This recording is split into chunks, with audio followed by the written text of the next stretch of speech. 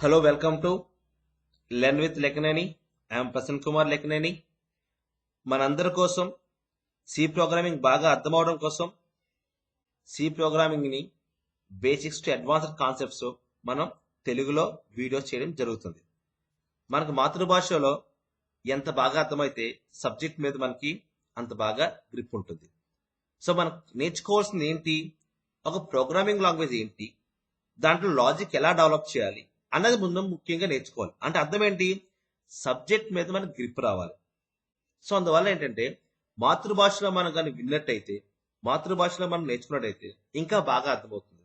అందుకోసం దాన్ని దృష్టిలో పెట్టుకొని మనం వీడియోస్ అన్ని కూడా తెలుగులో చేయడం జరుగుతుంది.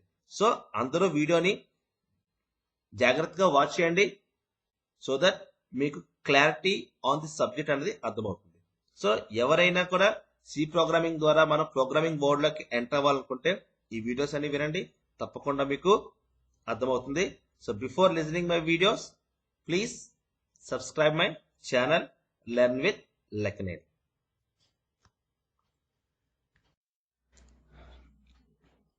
Hello friends, welcome to learn with Lekneni. ఈ వీడియోలో కానీ మనం చూసినట్టయితే ఒక సి ప్రోగ్రామింగ్ అనేది దాని స్ట్రక్చర్ ఏంటి, what is the basic structure of a C programming, and ఆ ప్రోగ్రామ్లోని ఎన్ని సెక్షన్స్ ఉంటాయి, ఏ సెక్షన్స్లో మనం ప్రోగ్రామ్ని ఏ విధంగా రాస్తాం, హెడర్ ఫైల్స్ ఎక్కడ వాడతాం, గ్లోబల్ డిక్లరేషన్ ఎక్కడ జరుగుతుంది, మెయిన్ ఫంక్షన్స్ ఎక్కడ రాస్తాం, సబ్ ఫంక్షన్స్ ఎక్కడ రాస్తాం, ఇలాగా సి కంటూ ఒక స్ట్రక్చర్ ఉందండి. మనం ఆ స్ట్రక్చర్ని ఫాలో అవుతూ మనం సి ప్రోగ్రామ్ రాయాలి. మనకు నచ్చినట్టు మనం రాస్తే అవుతుంది. మనం according to the structure of C we have to write the program. So మనం సి స్ట్రక్చర్ కానీ చూసినట్టయితే మనకి సిలోని there are six important sections. There are six important sections in C. These six important sections are called structure of a C program. Structure of a C program. Structure of a C program. అంటే మనం C program రాయాలంటే మనం compulsory ఈ స్ట్రక్చర్ని మనం follow అవ్వాలి. అందులో ఆ స్ట్రక్చర్లోని అంటే ఒక ప్రోగ్రామింగ్లో ఏముంటాయి, డాక్యుమెంటేషన్ ఉంటుంది, లింక్స్ ఉంటాయి, definition, declarations, global declarations, main functions and sub functions, ఇవన్నీ కలిపి మనం సి ప్రోగ్రామింగ్ అనేది రాస్తాం. This is the structure of a C program. So మనం సి ప్రోగ్రామింగ్ స్ట్రక్చర్ అనగానే 6 సెక్షన్లు ఉంటాయి. There are 6 sections in C programming: documentation, link, definition, global declarations, main functions and sub functions. ఇప్పుడు మనం ఒక్కొక్క డెఫినేషన్ గురించి తెలుసుకుందాం. ఒక్కొక్క సెక్షన్ లో మనం ఏం చేస్తాం, ఎక్కడ ఏ సెక్షన్ ఎలా వాడతాం అనేది ఇప్పుడు మనం క్లియర్ గా తెలుసుకుందాం. సో మనం సి ప్రోగ్రామ్ స్ట్రక్చర్ గాని చూసినట్టయితే, so this is the basic diagram of a C structure: documentation section, link section, definition section, global declaration section, main function and sub function. So totally six sections, 6 sub sections in C program.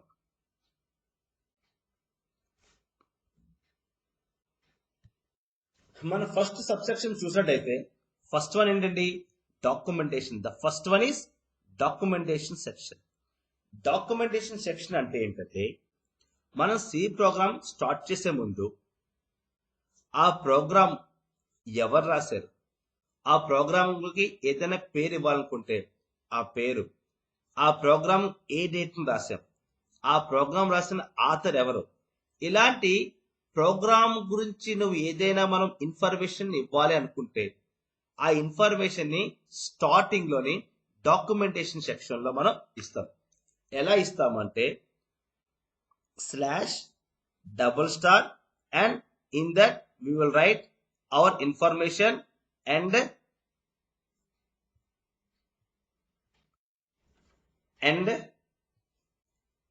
అంటే /" we write the information and */. Within this, we will write all our information about the program. అంటే ఇక్కడ ఏంటి, ఇక్కడ మన code ఏం రాయమండి. Suppose మన example చూసినట్టయితే ఇప్పుడు రాసిన ప్రోగ్రామ్ పేరు ఏంటి అనుకుంటే hello world. Just I have given the file name is hello world.c. Who has written some other has written the program. And what is the date of program? This is the date of the program. And what is the description of the program? A program to display hello world. And also this program doesn't need any input. So this is the information which I am passing, which I am writing in the documentation section. అంటే ఆ information వల్ల ఉపయోగం ఏంటి అంటే నీ programme ని ఎవరైనా చదివినట్టయితే ఆ ప్రోగ్రామ్ యొక్క బేసిక్ ఇన్ఫర్మేషన్, ఆ ప్రోగ్రామ్ ఫైల్ నేమ్ ఏంటి, ఆ ప్రోగ్రామ్ ఎవరు రాస్తున్నారు, ఆ ప్రోగ్రామ్ ఏ రోజున రాసామో, సో ఇలాంటి ఒక బేసిక్ ఇన్ఫర్మేషన్ మనం ఆ ప్రోగ్రామ్ నుంచి ఇస్తాం. సో ఇవన్నీ కూడా ఎప్పుడు ఇస్తామండి, డాక్యుమెంటేషన్ సెక్షన్ లో ఇస్తాం అన్నమాట. అంటే first sub section of the C program is documentation section, in which we are just writing the basic information or the required information about the program, who has written the program, at what time it has written, and what date it has written. All this information we can put. అంటే ఒక programme యొక్క basic information మనం చెప్పాలనుకుంటే ఏ file తో save చేస్తాం, ఎవరు రాశారు, ఏ టైంలోని, ఏ డేట్ నా, దాని గురించి ఏంటి అనే ఇన్ఫర్మేషన్ మనం పాస్ చేయాలనుకుంటే డాక్యుమెంటేషన్ సెక్షన్ లో రాసి దాన్ని స్పెషల్ సింబల్స్ మధ్య /** అండ్ ఫైనల్ గా */ ఈ మధ్యలోని మనం ఇన్ఫర్మేషన్ ని ప్రొడక్ట్ చేస్తాం అన్నమాట. అది డాక్యుమెంటేషన్ సెక్షన్ అంటే. డాక్యుమెంటేషన్ సెక్షన్ తర్వాత నెక్స్ట్ సెక్షన్ ఏంటి అంటే second sub section is link. Second sub section is link section. ఈ లింక్ సెక్షన్ లో మనం ఏం రాస్తాము, we are linking the program required libraries into our program. అంటే మన ప్రోగ్రామ్ లోని సపోజ్ మనం ప్రింట్ఎఫ్ స్కాన్ఎఫ్ రాస్తాం. ప్రింట్ఎఫ్ స్కాన్ఎఫ్ అనేవి ఏంటండి, అవి మనం డిఫైన్ చేసుకున్న ఫంక్షన్స్ కాదు, అవి purely predefined functions. They are called as built in functions. మరి ఆ ఫంక్షన్స్ ఎక్కడున్నాయంటే #include stdio.h అనే హెడర్ ఫైల్లోని అనే లైబ్రరీలోని ఈ ఫంక్షన్స్ యొక్క డెఫినేషన్స్ ఉన్నాయి. మరి ఆ ఫంక్షన్స్ మనం ప్రోగ్రామ్ లో యూజ్ చేసుకోవాలనుకుంటే మన కంపైలర్ కి ఆ ఫంక్షన్స్ ఎక్కడున్నాయో మనం చెప్పాలి. ఎక్కడున్నాయని చెప్తున్నామండి, #include. దట్ మీన్స్ మనం ఏం చెప్తున్నామండి, ఈ stdio.h అనే లైబ్రరీని మన ప్రోగ్రామ్ లోని ఇంక్లూడ్ చేయమని చెప్తున్నమాట. So that is called as link section. Link section ఏం చేస్తాం, link section this part of the code is used to declare all header files. Header files అన్ని కూడా మనం ఎక్కడ డిక్లేర్ చేస్తామంటే లింక్ సెక్షన్ లో డిక్లేర్ చేస్తాం. అంటే డాక్యుమెంటేషన్ రాసిన తర్వాత, డాక్యుమెంటేషన్ సెక్షన్ తర్వాత లింక్ సెక్షన్ లో మనం హెడర్ ఫైల్స్ ని మనం రాస్తున్నాం. So that will be used in the program. మన ప్రోగ్రామ్ లో ఏవైతే header files కావాలనుకుంటున్నామో #include stdio.h, math.h ఇలాంటి లైబ్రరీస్ అన్ని కూడా మనం string.h ఇలాంటి లైబ్రరీస్ అన్ని కూడా మనం ముందుగానే లింక్ సెక్షన్ లోని మన ప్రోగ్రామ్ లోకి ఉపయోగించుకోవడం కోసం డిక్లేర్ చేసుకుంటాం. This leads to the compiler being told to link the header files to the system library. అంటే ఏంటి, మనం కంపైలర్ చెప్తున్నాం ఆ హెడర్ ఫైల్స్ అన్ని కూడా మన ప్రోగ్రామ్ కి లింక్ అప్ చేయమని. సో అది second part of the C program structure, that is link section.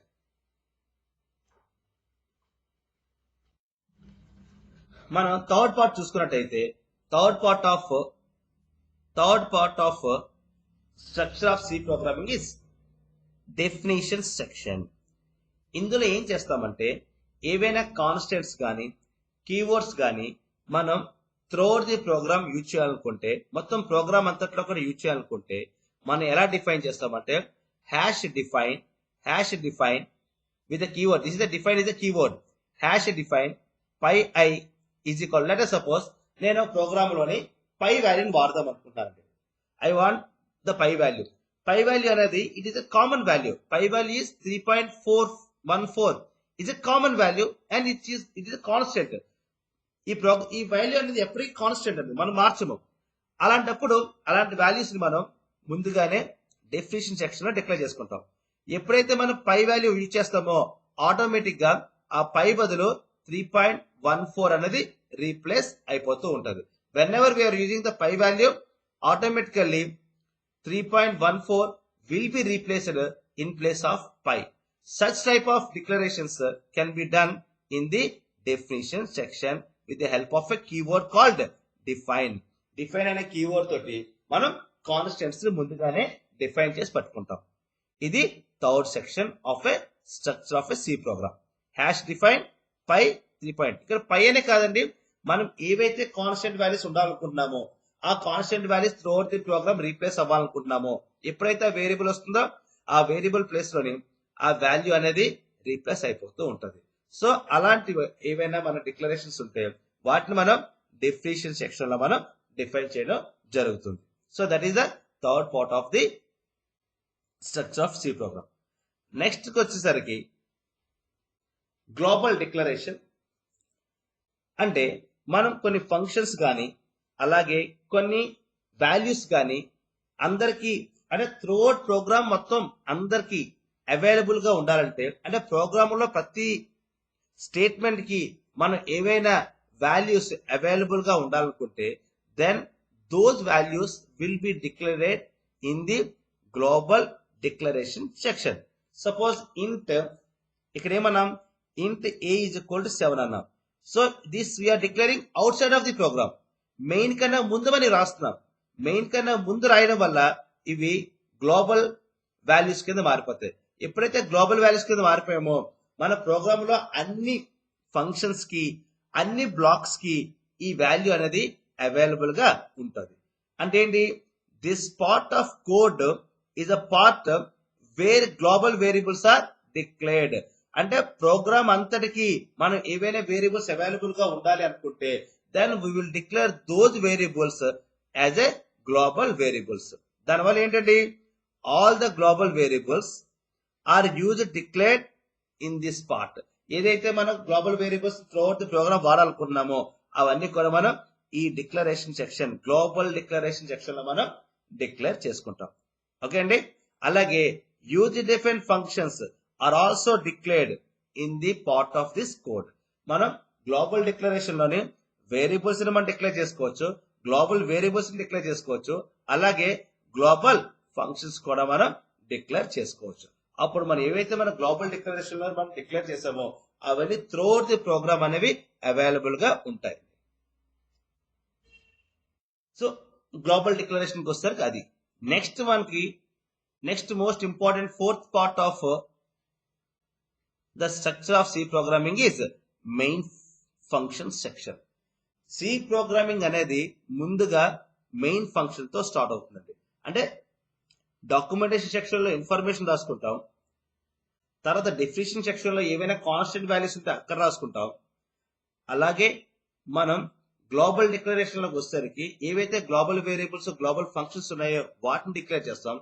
ఈ మూడు అయిన తర్వాత మనం మెయిన్ ఫంక్షన్ రాస్తాం. మెయిన్ ఫంక్షన్ ఎక్కడ స్టార్ట్ అవుతుంది, మెయిన్ తో స్టార్ట్ అవుతుంది. Why, because C is a function language. స్ట్రీలోకి మనం వెళ్ళేదే ఫంక్షన్ తోటి, మనం ఎంటర్ అయ్యేదే ఫంక్షన్ తోటి. సో ఫంక్షన్ రాసి ఆ ఫంక్షన్ లో నా లాజిక్ అంతా కూడా నేను ఇంప్లిమెంట్ చేసుకుంటాను. So this is my C program.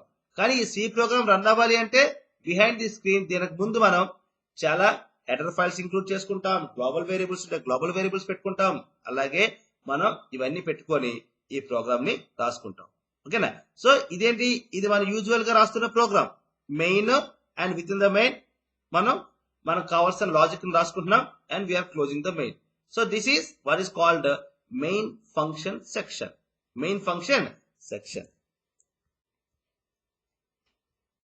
So next sixth one ఏంటి అంటే sub program section. Sub program section అంటే మనం ఏదైతే మెయిన్ ప్రోగ్రామ్ రాసామో ఈ మెయిన్ ప్రోగ్రామ్ లోని ఈ మెయిన్ ఫంక్షన్ లోని ఏదైనా మనం యూజర్ డిఫైన్ ఫంక్షన్ గా డిఫైన్ చేసినట్టయితే ఆ యూజర్ డిఫైన్ ఫంక్షన్ ని out side of the main function మనం డిక్లేర్ చేస్తామన్నమాట. ఈ మెయిన్ ఫంక్షన్ లోని ఈ సబ్ ఫంక్షన్ కాల్ చేసినప్పుడు మనం ఈ సబ్ ఫంక్షన్ కి వచ్చి ఈ సబ్ ఫంక్షన్ లో ఏదైతే వర్క్ చేస్తుందో ఆ వర్క్ చేసిందో ఆ ఫంక్షన్ వర్క్ అయిపోయిన తర్వాత again we are coming back to our original function. So subfunction or subprogram is a user-defined program that we declare inside the main program, and we will call from the main program. The definition of the function will be declared outside the main function. అంటే ఏంటి, ఏదైతే మనం sub functions రాస్తున్నామో ఆ function ని calling అనేది main నుంచి జరుగుతుంది. ఆ ఫంక్షన్ యొక్క డెఫినేషన్ మెయిన్ తర్వాత మనం సబ్ ఫంక్షన్ లో మనం రాసుకుంటాం. హియర్ మనం చూసినట్టయితే ఇదేంటి, ఇది మెయిన్, నేను రాసుకున్న మెయిన్ ఫంక్షన్. ఇదేంటిది, దిస్ ఇస్ సబ్ ఫంక్షన్. ఈ సబ్ ఫంక్షన్ ఎలా కాల్ చేస్తాము, మెయిన్ ఫంక్షన్ నుంచి మనం సబ్ ఫంక్షన్ ని కాల్ చేస్తాం. ఇలాగా మనకి structure of a C programming ఉంటుంది. అంటే ఈ స్ట్రక్చర్ లోనే మనం ఒక సి ప్రోగ్రామ్ ని రాయాల్సిన అవసరం ఉంటుంది. ఇప్పుడు మొత్తంగా మనం టోటల్ గా ఇవన్నీ కలుపుకొని ఒక సి ప్రోగ్రామ్ చూసినట్టయితే, సో ఇదేంటిది, this is a declaration section, this is declaration section, declaration section. Here this part is అంటే టోటల్ ఫుల్ ప్రోగ్రామ్ చూపిస్తున్నాను ఇక్కడ. ఈ పార్ట్ ఏంటి, లింక్ సెక్షన్. నెక్స్ట్ అలాగే this is what definition section. ఇదేంటండి, this is what is called global declaration section, global declaration section. And this is our main program, this is our main program. In the main program మనం ఏం చేసామండి, again ఒక sub function declare చేస్తాం. ఒక sub function area is a user defined function, ఈ function మనం call చేసినప్పుడు ఈ ఫంక్షన్ ఎక్కడ ఉందండి, ఒక సబ్ సెక్షన్, మళ్ళీ మెయిన్ కాకుండా మెయిన్ తర్వాత మనం ఒక సబ్ సెక్షన్ రాసాం. So this is what is called your sub program, మన సబ్ ప్రోగ్రామ్. సో ఈ మెయిన్ ఫంక్షన్ నుంచి ఈ ఫంక్షన్ కాల్ చేసినప్పుడు సబ్ ప్రోగ్రామ్ కి వచ్చి ఆ టాస్క్ అయిపోయిన తర్వాత again we are returning to our main function, మళ్ళీ మెయిన్ ఫంక్షన్ మనం వెళ్ళిపోతున్నాం. ఇలాగ మనం ఒక సి యొక్క స్ట్రక్చర్ రాసుకుంటాం. ఈ ఫార్మాట్ లో మనం సి ప్రోగ్రామ్ ని రాయాలి. సో టోటల్ గా మనం సిలో ఉన్న సి ప్రోగ్రామింగ్ స్ట్రక్చర్ లో ఉన్న 6 సబ్ సెక్షన్స్ మనం డిస్కస్ చేయడం జరిగింది. ఒకటి మొట్టమొదటిది documentation section, second one is link section, third one is definition section, and fourth one is global declaration section, and fifth one is main function, and sixth one is sub program section. ఇలాగా total entire C structure అనేది ఉంటుందండి. మనం programming ని ఈ structure ప్రకారమే రాయాల్సి ఉంటుంది. If you really like my video, please subscribe to my channel Learn with Leknani. Like it, subscribe it, share it and comment it. Thank you for watching my video. Please keep watch my future videos also. Thank you one and all.